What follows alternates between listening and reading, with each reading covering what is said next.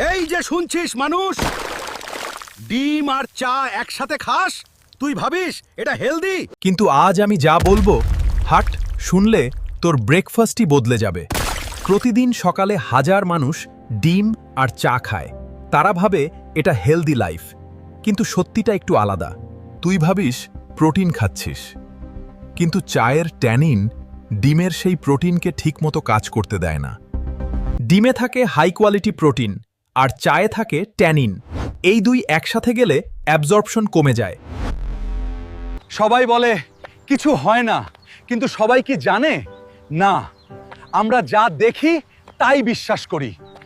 চলো দেখি ডিম একা খেলে কি হয়, আর চা একা খেলে কি হয়, আর একসাথে খেলে কি হয়। আমাদের দাদু নানুরা এভাবে খেত না। তারা জানতো খাবারের নিয়ম আছে। ডিম খা, চা খা, কিন্তু একসাথে না। 30-60 মিনিট গ্যাপ রাখ। মনে রাখ, সঠিকভাবে খাওয়া সবচেয়ে বড় হেলথ সিক্রেট। এই ভিডিওটা শেয়ার কর আর সাবস্ক্রাইব কর এখনই।